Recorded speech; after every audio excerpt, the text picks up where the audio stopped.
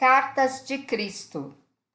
Depois do Big Bang, o processo criativo pai-mãe dividiu-se em duas energias diferentes que continuamente trabalharam separadas e em conjunto, independentes, mas mutuamente retidas para funcionarem juntas, tendo características ou naturezas individuais e diferentes funções.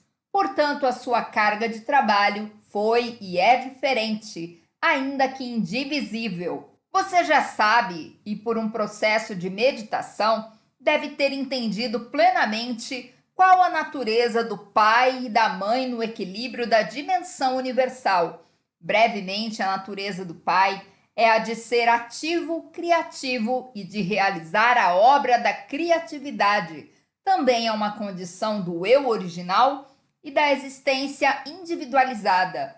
Todo ser vivo, desde uma bactéria até um hipopótamo, tem um forte sentido de eu original e a necessidade de protegê-lo. A natureza da mãe é a de dar forma ao plano da consciência elétrica iniciada pelo pai inteligência, unindo as partículas elétricas. A consciência pai e mãe, os impulsos primários, estão ambos em equilíbrio e são da natureza da dimensão universal. E, consequentemente, quando eles criam a forma individual, levam ao final a obra da natureza da dimensão universal. Esta é crescimento, prover alimento e nutrição, cura, proteção, satisfação das necessidades em um sistema coerente de lei e ordem, sobrevivência.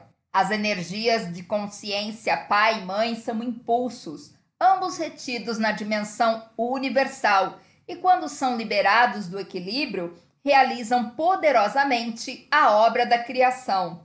Além disso, considere a magnitude de sua obra na criação por todo o mundo.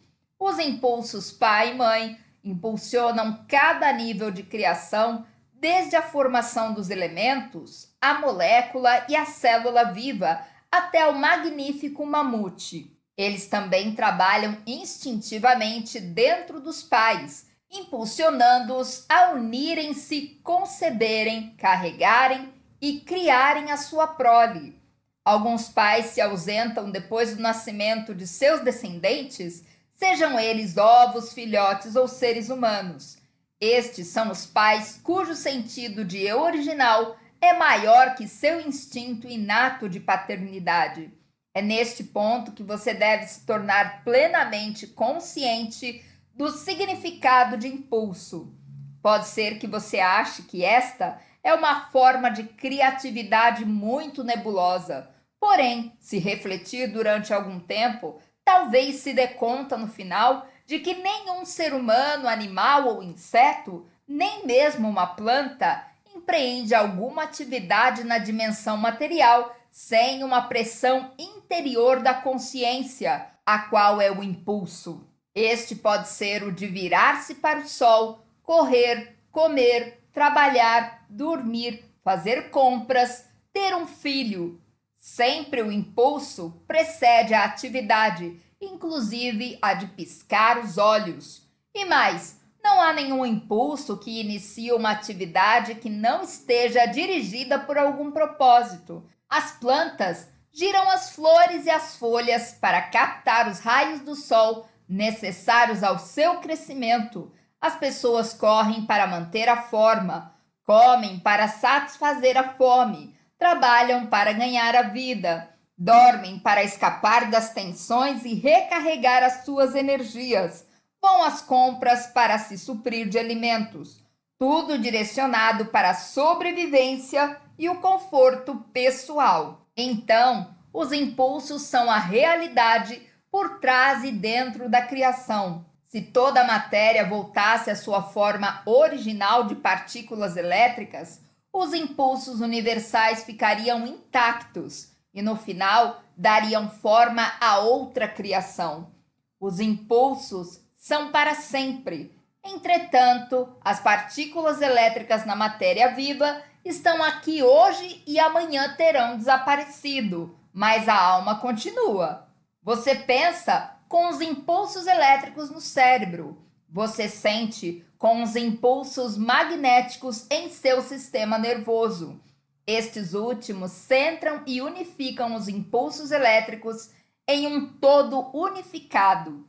Sem a ligação magnética em seu sistema, você seria apenas movimento sem conhecimento. Este é o momento de levá-lo de volta às minhas experiências no deserto, descritas na carta 1. Você deve lembrar que quando fui ao Rio Jordão para que João Batista me batizasse, eu era um rebelde, totalmente contrário aos ensinamentos dos judeus que afirmavam que Jeová castigava os homens por seus pecados.